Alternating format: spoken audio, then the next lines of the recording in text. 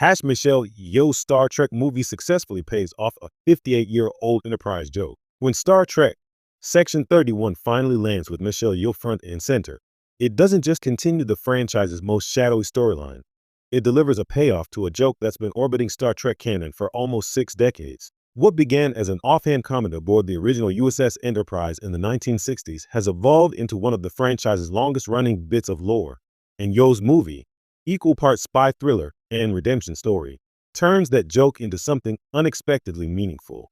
For fans who followed Star Trek from its beginning, the humor and irony baked into its earliest episodes have always been part of its charm, and few moments encapsulate that better than the 1967 Star Trek, the original series episode, The Trouble with Tribbles. In that episode, Captain Kirk sarcastically quips that Starfleet's intelligence division must have been asleep to miss an entire shipment of dangerous creatures sneaking aboard Deep Space Station K7. It was a sly jab at bureaucracy and covert agencies. The idea that Starfleet was far too transparent, too idealistic, to ever manage a proper secret service. In other words, Star Trek once joked that Starfleet could never have a Section 31. And now, 58 years later, Michelle Yeoh's movie proves how wrong that assumption was. From a throwaway line to the franchise's dark heart, when Section 31 was introduced in Deep Space Nine in 1999, it upended a long-held Star Trek ideal. The Federation had always prided itself on moral clarity, on being the light of the galaxy. But Section 31 revealed that behind that light lurked a shadow, a covert organization willing to commit unspeakable acts for the greater good. It was a shocking evolution of Roddenberry's utopian dream, an admission that even paradise requires people willing to do dirty work in the dark. The irony is exactly what Star Trek Section 31 leans into. Michelle Yeoh's Emperor Philippa Georgiou, an exile from the Terran Empire's mirror universe, embodies the Federation's contradictions.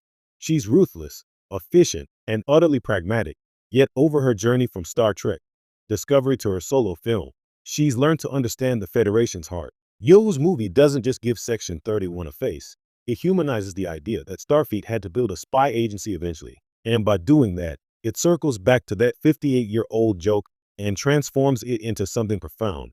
A commentary on how even the purest ideals must adapt to survive. The ironic legacy of Kirk's sarcasm. Captain Kirk's jab about Starfleet intelligence wasn't the only moment of skepticism about espionage in TOS. The original series often portrayed secrecy as untrustworthy. Remember Assignment, Earth, where a mysterious agent named Gary 7 operates with cryptic motives? Even then, the Federation seemed allergic to cloak and dagger operations. That allergic reaction was itself a statement of moral superiority.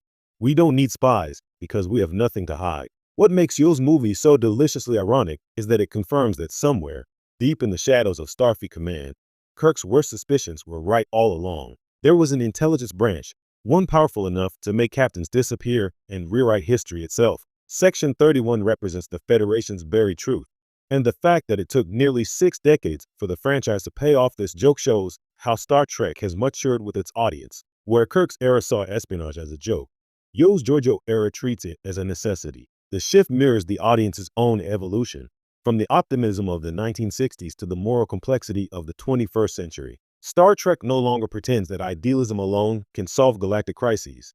Instead, it asks whether the ends ever truly justify the means. Michelle Yeoh, the perfect bridge between light and shadow. Michelle Yeoh is the perfect vessel for this thematic transformation. Her Georgiou is both the ghost of a fascist regime and the embodiment of redemption. She's the dark mirror of the Federation learning to believe in something better. When she becomes involved with Section 31, it's not out of loyalty, but understanding.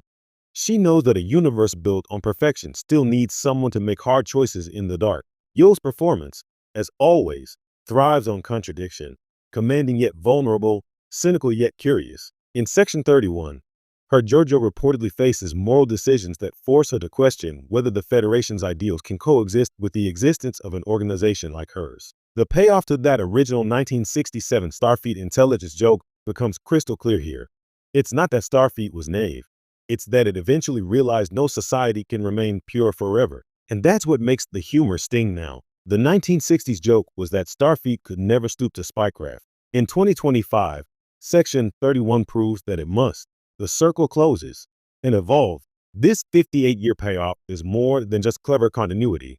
It's a symbolic closing of the loop. Star Trek has always evolved in response to its era, reflecting the Cold War paranoia of the original series, the moral debates of Deep Space Nine, and the complex politics of Discovery. Section 31 takes Olo,